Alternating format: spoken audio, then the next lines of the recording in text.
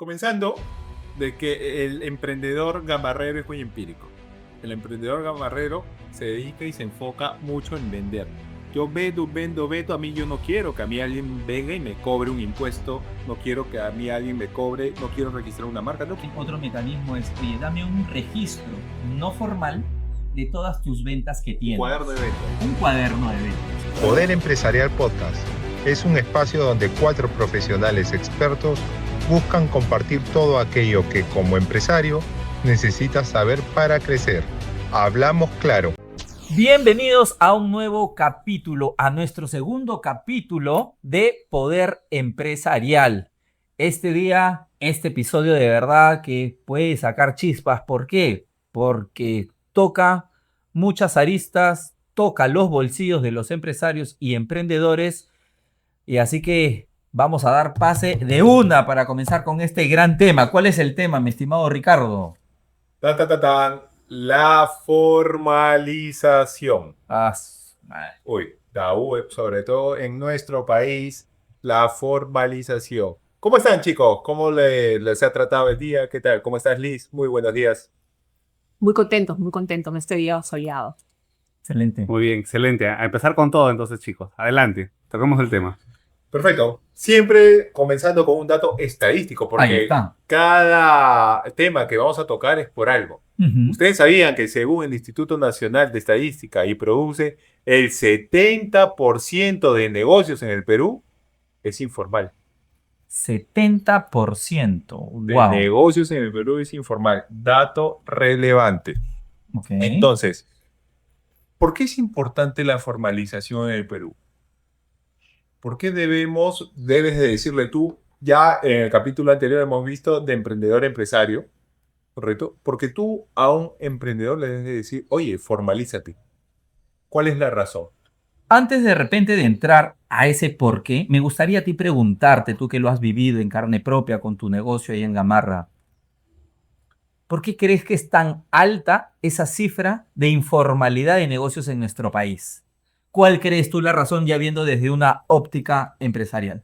Comenzando de que el emprendedor gamarrero es muy empírico. El emprendedor gamarrero se dedica y se enfoca mucho en vender. Yo vendo, a mí yo no quiero que a mí alguien venga y me cobre un impuesto, no quiero que a mí alguien me cobre, no quiero registrar una marca, no quiero gastar de más. Quiero enfocar mi inversión en mi objetivo, que es mi producto y mi venta, nada más. Entonces, ante ello, además que no tengo asesoramiento jurídico, asesoramiento financiero, estratégico para el desarrollo y la formalización de mi negocio. Entonces, por ello tú ves, y la gran cantidad que existe de informalidad en Gamarra es muy grande, ves muchos negocios que ni siquiera te emiten boletas, sino que te emiten solamente notas de crédito, Notas de venta. notas de venta.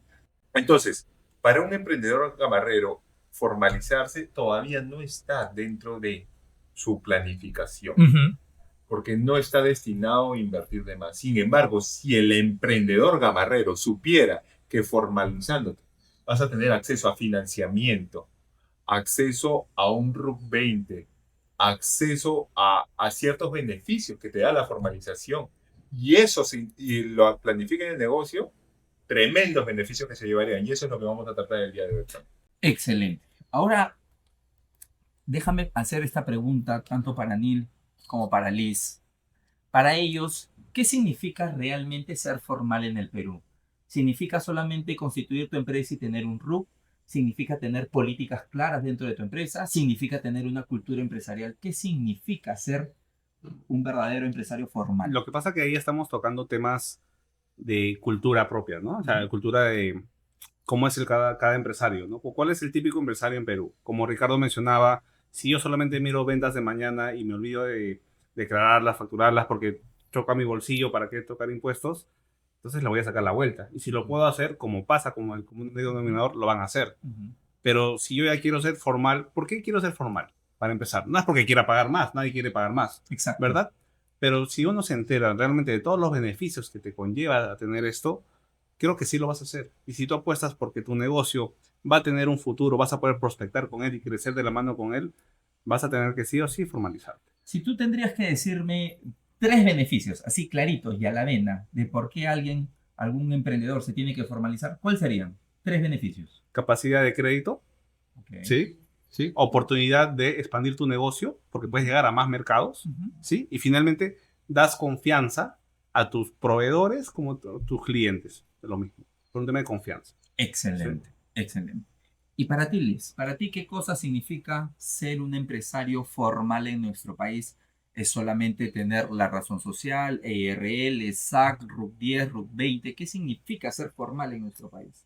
Bueno, yo promuevo la formalización porque creo que deberíamos verlo como una oportunidad.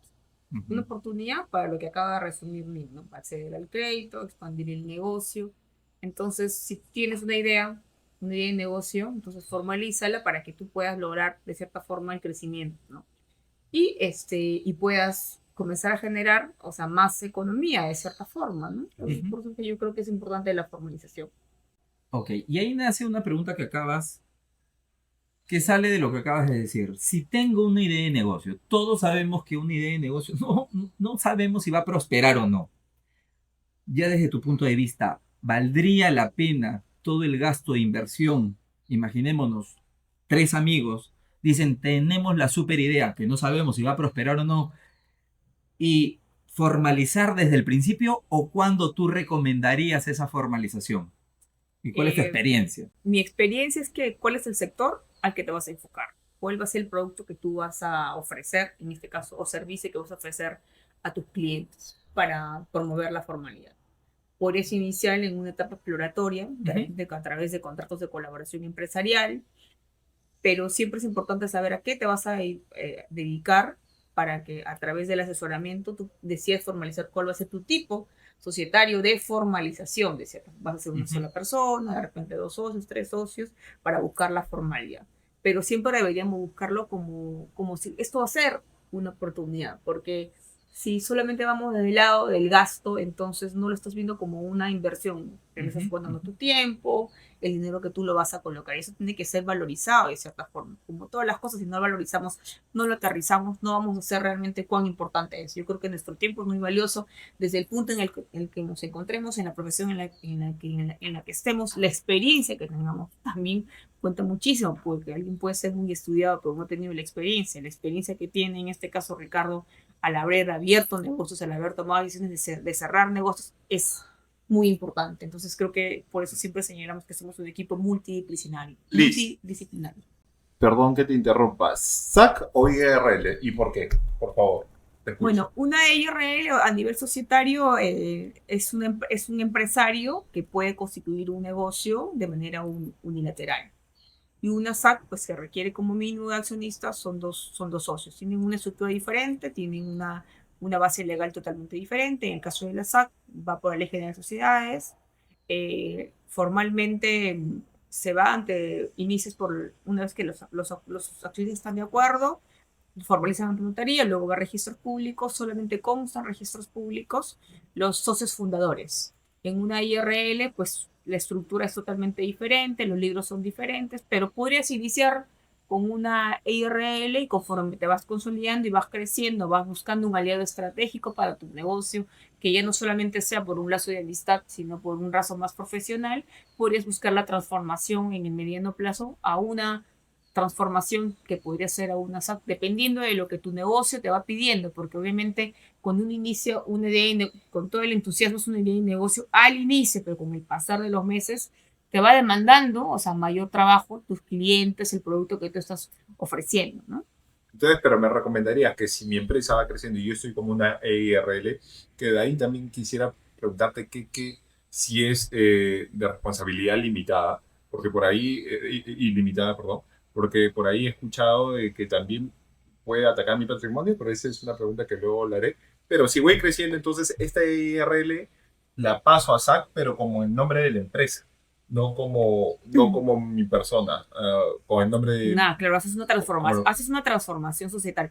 Justamente creo que es importante señalar que para constituir en este caso un negocio en el Perú no hay un monto mínimo legal a nivel de capital social. Por eso es que siempre nosotros promovemos cuál es el sector al que te vas a enfocar, porque también si queremos tener acceso al crédito, pues hay muchos proveedores o tus clientes te van a pedir que estés sólidamente formalmente tu patrimonio es un poco más sólido. Entonces, de repente tu IRL, al ser una sola persona y estar consolidado todas las obligaciones en una IRL, que al final atrás es una persona natural, entonces podría verse de cierta forma, podría llamar la atención en los que quieren invertir en ti. Entonces, por eso es que siempre se busca que una vez, si tú inicias tu negocio como una IRL y te está yendo bien o vas creciendo, pues buscar la transformación a una SAC para que tenga un mayor de profesionalismo, se puede decir, ¿no? Interesante, chicos. Yo tengo una consulta para Frank, ya que estamos hablando del proceso de formalización. Sabemos que en el Perú, el empresario el día a día quiere capital de trabajo, ¿no? Y quienes en el mercado dan ese capital de trabajo son en su mayoría las cajas. Bueno, lo da todo el sistema financiero, pero por un tema de un rendimiento más competitivo del interés, lo dan las cajas, porque tienen mejores tasas. Pero las cajas ven a un empresario y se le pueden pedir toda su información tributaria, ¿no? Que maneja la SUNAT. Pero la caja, ¿cómo crees que administra el riesgo de un empresario que no es formal y quiere crédito? Oye, yo no soy formal, pero tengo un montón de plata, pues. O sea, Claro. a mí cualquier banco me debe dar plata porque yo tengo plata. Claro. Me quiero más plata para financiar, pero no soy formal. ¿Cómo hacen en esos casos? Mira, excelente. Yo tengo, digamos, experiencia con tema de mercados, ¿ok? Con mercados mayoristas. Ujú. Y de hecho se da ese caso. ¿Qué es lo que hacen las cajas? Por ejemplo, mandan a un funcionario para ver realmente la cantidad de mercadería que tienen. Y comienzan a pedirles ciertos documentos, ¿no? Del flete, la mercadería que llega, para ver cuánto es realmente el volumen que manejan. Otro, bueno, aparte de que si tienen boletas o si facturan, pues otro mecanismo es, oye, dame un registro no formal de todas tus ventas que Tu tienes. cuaderno de ventas. Un cuaderno de ventas, correcto. Entonces el funcionario va armando su legajo de realmente, oye, cuánto volumen está moviendo este empresario, ¿no? Este comerciante. Ujú. Y a raíz de eso, ellos comienzan a hacer ya sus respectivos cálculos de cuánto nosotros como caja le podemos brindar a este empresario, ¿no? Cierto crédito, cierto. Ahora, lo otro que también preguntan dentro de la informalidad, también suelen preguntar a los vecinos. ¿Quién es él? ¿Qué tan confiable es? ¿Qué otras deudas tienen? Entonces se comienzan a averiguar ya de su por así decirlo, de su persona, como es. Investigación. Exacto, hacen su investigación Ya. para en base a ello poder determinar la cantidad de préstamos, y pues se pueden dar préstamos bastante interesantes, ¿no? Desde compra de camiones, compras de lotes más grandes de mercadería. O sea, estamos hablando que en base a esta investigación, como bien lo dices, es posible que estas cajas trabajen a crédito con este tipo de comerciantes, ¿no? Buenísimo. Sí, buenísimo. sí, sí. Me gustaría agregar un poco que obviamente la evaluación crediticia que hace en las microfinanzas es un sistema totalmente diferente a la Ujú, banca, ujú. obviamente. Y también las cercano. cosas están supervisadas por la Superintendencia de Banca y Seguro. Ujú. Entonces, estas metodologías de evaluación crediticia, como señalas, de las consultas o el levantamiento de la información in situ, del mercado, del puesto, lo hace el propio funcionario de cierta forma. Y es una metodología muy utilizada que funciona legalmente, ¿no? Entonces, en síntesis, podemos decir que las financieras no solamente ven el lado crediticio formal que se declara, sino que también ven tu libro de ventas y otros aspectos La realidad. que Claro. lo toman la realidad. Exactamente. Claro.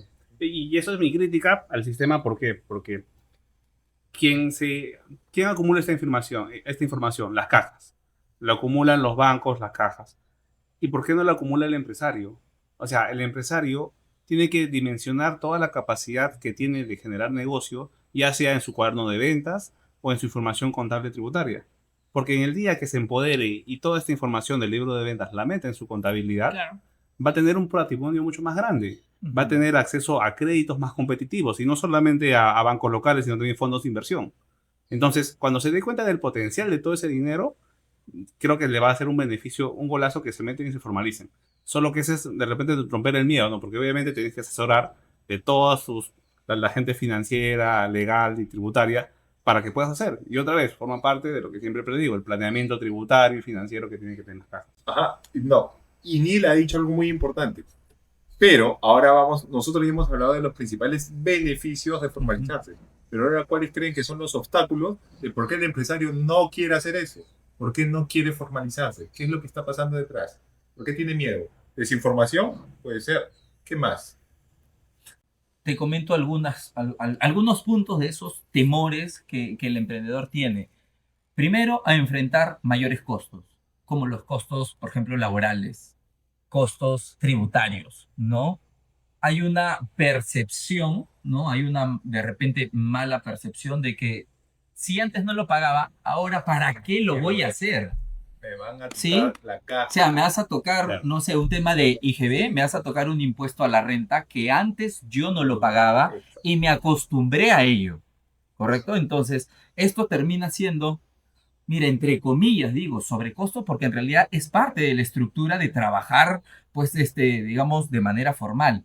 En principio, y esto es muy discutible, si va a ser solamente una idea de negocio, ¿para qué me voy a formalizar? Voy a sacar RUC, ya, y eso es totalmente discutible. Pero conforme vas creciendo, como el capítulo anterior que tuvimos del episodio, cómo paso de emprendedor a empresario, definitivamente tienes que planificar, presupuestar y meter dentro de tus costos y tus gastos este tema de formalización, definitivamente. Y a pesar de tener estos costos, tu operación tiene que ser rentable. Si no, no estás teniendo un negocio. Si no estás teniendo un negocio, vamos a decirlo así, un poco en la oscuridad, que si tú quieres seguir creciendo y tienes ese afán de crecer como empresario, no la vas a hacer. Y es necesario precisamente tener todo esto bien mapeado, ¿no?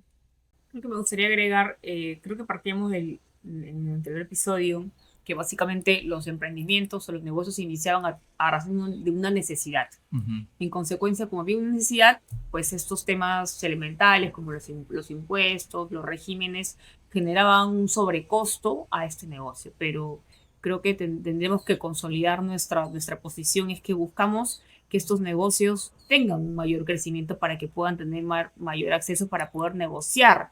Cuando ellos sean los que estén empoderados para que puedan negociar si van a una caja, si van a un banco, si van a un fondo de inversión. Pero la única manera que podría lograr en este caso un empresario, un microempresario, un emprendedor es siendo formal, viendo como la formalidad como algo positivo en su negocio, en su patrimonio familiar, porque obviamente estos negocios básicamente son validados o aterrizados en el seno familiar. Entonces busquemos a la formalidad como una oportunidad de crecimiento, como una estrategia para que esto sea fuerte con el pasar del tiempo, ¿no?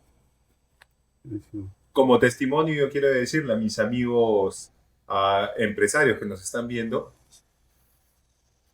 que mi negocio empezó a crecer cuando me formalicé. Porque antes solamente me enfocaba en las ventas. Ventas. Y sin formalización no tenías acceso al crédito. Y muchos piensan que la deuda es mala. No, si la deuda tú sabes capitalizarla, haces que pueda el negocio girar y poder tener un crecimiento exponencial. Hay deuda buena, que Claro. el banco te permite que hagas crecer tu negocio. Buenísimo. No, y no solamente es la deuda, también muchos empresarios no conocen los beneficios que te trae el formalizarte. Como hablábamos en un ejemplo, oye, yo no quiero formalizarme porque no quiero pagar impuesto a la renta a fin de año. Ya, está bien. Pero ¿qué pasa si llegas a pérdida? No vas a pagar ningún impuesto. Y más aún, si no pagas impuesto, tienes un escudo fiscal que aplicar cuando pagues impuesto. O sea, es doble beneficio. No pagas, pero te acumulas un crédito que se le llama escudo tributario por pérdidas. Y eso lo aplicas cuando ya te toca pagar el impuesto. Y de momento, yo tengo un escudo cuando tuve pérdidas y eso aplico y eso hace que no pague renta. Y eso es solamente uno de los tantos beneficios que te da la formalización. Por eso que se alienta eso. Creo que otro beneficio podría ser, al ser tú formal, pues, la formalidad hablamos del orden legal y del orden contable, que eso es el inicio de toda formalidad, lo cual te va a permitir crecer. ¿Qué otros beneficios podríamos, que es lo que estábamos un poco debatiendo? Es que hay proyectos del Estado como ProInnovate, que si tu idea de negocio está formalizada Uh-huh. y aterrizada, tú puedes acceder a fondos no reembolsables que te podrían tener un capital para que tú sigas invirtiendo y busques el crecimiento. Si no tienes el orden legal ni el orden financiero mínimo, que son los requisitos que te piden para poder acceder a este fondo no reembolsable, pues te perderías esa oportunidad. Y lo que ha pasado en esta pandemia, pues que todo nos cogió prácticamente, o sea, y nos congeló la vida, tanto personal como profesional, pues muchas oportunidades se perdieron, estos créditos que fomentaban esta forma del estudio. ¿Por qué? Porque no estaban formales. Entonces, Entonces creo que esta transformación digital que nos metió una patada prácticamente el COVID, hay que buscarle siempre, como señalo, frente a una crisis, una oportunidad. Porque como estamos acá, nuestras experiencias es porque obviamente hemos tenido que pasar cosas difíciles o resuelto cosas difíciles, como señalo, ponerse creativo para, de cierta forma, mantenerse, en este caso, en el mercado. Y creo que en este camino de dar opiniones, sugerencias, recomendaciones, como un equipo multidisciplinario, ¿no? Entonces, todas las consultas que nos quieran hacer, pues las podemos extraer para ver qué soluciones les podemos dar, o también recomendaciones, porque siempre estamos dispuestos a escuchar, que es lo más importante, ¿no? ¿Cuál es lo mínimo requerido que se le pide a un empresario para formalizarse? ¿Y qué instituciones tenemos detrás? Porque es importante que acá nuestros amigos quieran decir, ok, me quiero pasar a formalizar. ¿Qué es lo primero que tengo que ver? Los stakeholders principales al inicio es obviamente las notarías, los registros públicos, que es SUNAR, la SUNAT, para tener el régimen, creo que le cedo la palabra a Cani para que toque el stakeholder SUNAT. No, la SUNAT simplemente te pide que habilites un RUC, ¿no? Depende del tipo societario que vas a hacer. Si es RUS, como comentábamos, si es PYME, si es régimen general o régimen especial. Y de ahí vas a todas las demás instituciones. Tu cuenta bancaria para que te puedan depositar. Entonces, claro, creo que los tres principales serían el SUNAR, notaría, SUNAR, SUNAT, y tus cuentas bancarias y tu cuenta de atracciones ante el Banco de la Nación, ¿no? No nos olvidemos que si tenemos personal, SUNAFIL. Por supuesto, ¿no? Órgano regulatorio, ¿no? Entonces, para que vayan apuntando que estos son los principales órganos que regulan a las empresas y que si queremos formalizarnos tenemos que ver ahí con ellos directamente. Claro, posteriormente serían otros stakeholders que se van a ir dando y dependiendo, siempre hemos señalado cuál es el sector, aquí que estamos dirigidos, es un negocio regulado, no regulado, claro, que tienen stakeholders totalmente diferentes, ¿no? Claro, acá me gustaría tocar un punto clave de cómo un empresario le puede sacar más jugo a su formalización. Y voy a plantear lo siguiente, que yo ya sea formal, ¿ok? Declaro todo, mis ventas, mis gastos. ¿Mi contador tiene que hacerme un estado financiero para yo poder tomar decisiones? ¿O cómo es ese proceso de que si yo ya soy formal, estoy declarando todo, ingresos, gastos, correcto, quiero trabajar a derecho por todos los beneficios que mencionaste, pero esta parte importante de mis estados financieros para yo poder tomar decisiones como empresario, ¿cómo sería ese proceso para sacarle más jugo a esa formalización que yo ya estoy trabajando con eso? Lo que pasa es que más que por no tener un estado financiero, decir que no le saco provecho a mi negocio, todos los empresarios saben que es mentira. Los empresarios no saben leer estados financieros para sacar adelante su negocio. No tienen que saberlo, necesariamente. A lo que de repente tu pregunta implícita es, ¿debería yo contar esa información si es que mi contador lo tiene todo en orden? La respuesta es sí. Sí, yeah. Si tu contador se dedica a pagar impuestos, no es muy eficiente la gestión que está haciendo para la empresa. Sí para cubrirlo de cualquier contingencia tributaria, pero no para el negocio. Porque el contador tiene que trabajar con la información para que ya seas tú o el dueño del negocio, tu CFO o el que ve las finanzas, mire y por ahí mira su rentabilidad, mira cuánto discrimina por cada producto, mira qué es mejor, si ha sido una utilidad bruta, una utilidad operativa, dónde puede ajustar los gastos y poder tener mayor rentabilidad, mejorar su EBITDA. Pero si te das cuenta, yo te he lanzado puros términos financieros. Correcto. Que si es que el empresario no los tiene, no los tiene que tener. El empresario hemos dicho que no tiene que ser un todista. Pero lo que sí tiene que tener el empresario es una persona que sepa hacer eso. O sepa leer eso. Entonces, ese es el soporte, esa es la asesoría adicional, que si no lo tiene el empresario, puede sacar un curso y meterse a ver el tema, pero no es su foco el empresario. Correcto. Pero su foco tiene que asesorarse de un tercero. Pero ahí, por ejemplo, es un punto, de hecho, a lo que tú mencionas. Normalmente los empresarios tienen contadores y muchas veces converso con varios empresarios y me dicen, Fran, no sé quién me puede hacer estos estados financieros para yo poder tomar decisiones más precisas, ¿correcto? Una utilidad, un balance que te va a dar tu caja, en fin, una serie de cosas que has mencionado tú. ¿Cómo podría ser, y esa es mi pregunta, para que les puedas responder a los empresarios? Porque tienen muchas dudas. Muchas veces creen que su contador es quien tiene que darles información financiera. ¿Tú qué le recomendarías a ese empresario? ¿Cómo hacer para que tenga esos estados financieros que, producto de la formalidad y de todo, digamos, de toda la data que tiene formal, cómo puede sacarle mejor provecho a esa data? ¿Qué le podrías recomendar a ese empresario? La respuesta es muy corta. necesitan un diagnóstico contable, tributario y financiero. Ok. ¿Quién te va a hacer ese diagnóstico? Exacto. Viene un tercero. Oh. ¿Por qué? Porque tu contador está muy ensimismado en la parte tributaria. Quienes te preguntan eso es porque su contador solamente les declara los impuestos, va una vez al Es mes, la mayoría. va una vez al mes a la empresa, Ajá. se baja su reporte, Ajá. declara impuestos y no lo vuelve a ver hasta el otro mes. Exacto. Que así funciona, Así lamentablemente. funciona. Así, y por así. eso no tienen Ajá. quien les asesore. Ok. Lo que necesitan los empresarios es buscar un tercero independiente, que puede ser un auditor o puede ser un contador con mucha experiencia, que no solamente se va a preocupar si estás declarando bien tus impuestos, sino te va a decir los males que tiene financieramente tu negocio. Excelente. Por ahí va el tema. Por ahí va. Pero todo parte de un diagnóstico. Como tú te enfermas y te duele algo, pero no sabes qué, y vas al doctor y te saca 20 pruebas y te dice, estás mal acá. Igualito es en los negocios. Y no solamente el auditor va a ver los números, sino también ve el compliance, que es, ve toda la estructura de tu negocio.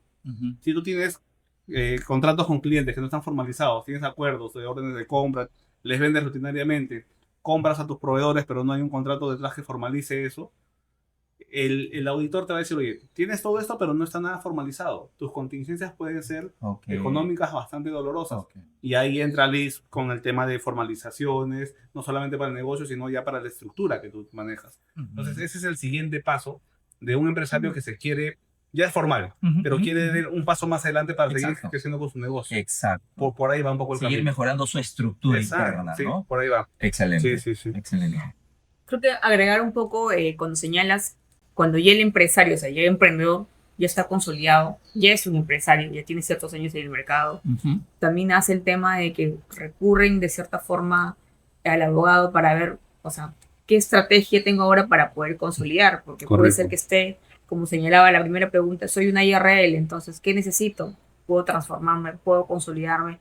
Yo misma, siendo profesional en el derecho, asesorando este tipo de negocios y promoviendo la reorganización empresarial, necesito el asesoramiento de un buen contador, de un buen tributarista para hacer un diagnóstico, qué es lo que requiere, porque el cliente puede tener, como tú señalas, una idea o un dolor, entonces necesito el equipo multidisciplinario para poder decir, ok, para este tipo de negocio, pues tú líder en el negocio, tu sector, ok, vamos a promover de repente una fusión, de repente una escisión, entonces hay que hacer siempre un diagnóstico dependiendo de la necesidad que tiene en este caso el cliente, ¿no? Entonces, por eso es que hablamos mucho del tema del trabajo en equipo.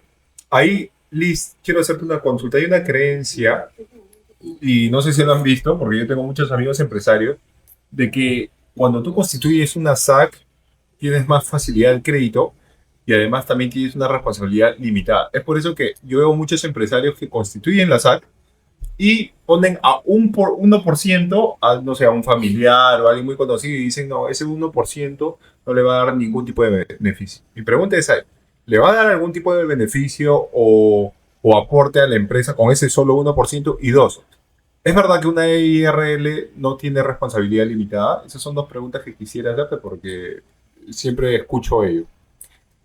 Cuando hablamos de una IRL, la responsabilidad es limitada a lo que tú hayas constituido en el patrimonio, igual que en una SAC. Sin embargo, hay responsabilidades solidarias que firman tanto los gerentes generales, en este caso los gerentes titulares de los negocios, cuando comienzan a generar ciertas obligaciones. Entonces, el patrimonio por lo general, en la IRL sí se ve impactado tu patrimonio personal, dependiendo obviamente de lo que tú manejes a nivel patrimonial. Entonces, por lo que sí se recomienda que haya una SAC, y como la Ley General de Sociedades establece, hay derechos y obligaciones para los accionistas mayoritarios y también para los minoritarios. No quiere decir, tú cumples la formalidad, que sean 2 socios como mínimo, puede ser con ese mínimo indispensable que tú señalas, pero así como también tiene derechos, también tiene obligaciones. Entonces hay que hacer una evaluación de cierta forma para saber qué tipo de accionista eres, no solamente cumplir el porcentaje legal para que te vuelvas una SAC. Sí. Quiero tocar un tema un poquito saliéndome de la parte de tributos, renta, ¿no? de estos temas tributarios que tiene que ver mucho con la formalidad. Y quiero hacer una consulta, te quiero hacer una pregunta a ti. Más que todo va dirigido hacia el talento. Mira, más dirigido hacia el talento. ¿De qué manera la formalidad te puede ayudar a ti como empresario a tener y retener un mejor talento para tu empresa? Porque le vas a dar mayores beneficios. El talento para mí es lo más importante. a mí me hicieron una pregunta si el talento para mí era lo más importante en la empresa. Me dijeron talento o equipo. Yo ahí me quedé con el equipo, ¿correcto? Porque cuando tú formas un buen equipo, formas a líderes que dan la camiseta por tu negocio, haces crecer tu negocio exponencialmente, Ujú. pero ¿qué beneficios le das a este equipo? ¿Cómo los manejas? Entonces, recordemos que la empresa no es tu chakra, ¿correcto? Exacto. Si tú estás formalizado, tú no puedes sacar e ingresar dinero como tú quieras, porque si no van a venir los órganos reguladores y te Ujú. van a aplicar Correcto. las multas correspondientes. Entonces, para eso existen ciertos beneficios que tú le tienes que dar a tu equipo, como bonos, etcétera, que están regulados. Ahí de repente ahí Neil nos puedes hablar un poquito más sobre ello. Entonces, con estos beneficios, formas un equipo que da la camiseta por la empresa. Y sí me gustaría que me expliques un poquito más, Neil, sobre estos tipos de bonos, cómo está regulado, cómo puedo sacar ese dinero de mi caja que sea bien visto por ejemplo, por la SUNAT, que se pueda dar al equipo, o sea, en incentivos. Lo que pasa es que ahora existe mucho lo que se llama el salario no remunerativo, salario no económico. O sea, no todo es dinero, sabemos que sí, pero no es la única forma de cómo compensar a tu equipo. O sea, hay bastantes técnicas de habilidades blandas que le puedes dar y forma parte de la deducción que el empresario, que la empresa no se ve afectada porque forma parte de la deducción para que no paguen menos renta. Entonces, más allá de los temas de bonos, que los bonos están para el área comercial, todas las empresas generan más Utilizan. renta por teniendo bonos que salario, por ejemplo. El problema está en que cuando el empresario, que es al punto donde estamos yendo, que es cuando el empresario no sabe darlos, o cuando en un momento, como decíamos, se lanzó a hacer una SAC, pero mantiene a sus empresarios con otro tipo de régimen porque entraron en otra fecha. Y ahí es donde creas ya un mal clima laboral, donde puedes tener empresarios que están según la normativa del REPYME, según el régimen general, y otros que están por recibo por honorarios. Entonces, ahí estás creciendo, estás bien porque has tenido una reestructuración organizacional, que lo hemos visto, el cambio de IRL a SAC, pero no estás haciendo de forma ordenada. Y entonces ahí ya estás generando un mal clima laboral implícitamente, que por más remuneración que le des, saben, entre los colaboradores se lo van a decir. Entonces ahí es donde voy porque el empresario tiene que tomar todo eso en cuenta, no solamente de la cara para afuera, que cuál es mi beneficio como empresa, sino tiene que también mantener un equipo de trabajo sólido, que se ponga la camiseta y que te dé mayores rentas, ¿no? Justamente creo que en el tema del talento, en la retención del talento, así como hay beneficios, como señalas, que hay que hacer una evaluación detalladamente, podría también tomarse en cuenta eh, en lo que es el talento, cuáles son, si tú quieres retener al personal, no solamente como señalamos de la parte económica, sino qué beneficios tú le estás dando a la persona, no sé, pues a nivel de horarios, a nivel, o sea, de calidad Claro. de vida, Claro. que es importante tomar en cuenta, porque si se va a poner la camiseta contigo, obviamente es que tú quieres que esta persona sea fiel y se fidelice a tu negocio para que puedan crecer juntos. Si tú como empresario vas creciendo, que la persona que es tu aliado, que es tu brazo en el área que tú lo hayas colocado en la posición que consideres que esa persona funciona o que le da todos sus expertise, sus estudios, es que efectivamente se sienta, pues, se sienta valorado, porque eso es importante señalar que Totalmente. el talento se tiene que sentir valorado para que luego no existan legalmente proteger a nivel contractual, a nivel laboral, puedes colocar acuerdos de confidencialidad para evitar el filtrado de información, pero siempre se utiliza. Claro. ¿Por qué? Porque es un... ahí sería el problema principal. ¿Qué está pasando con mi personal? ¿Por qué se está llevando a los clientes? ¿Por qué me está robando? Que es lo general, siempre vienen, oye, mira, tengo mi contrato esto, ya inicié mi acción legal, pero me sigue pasando lo mismo.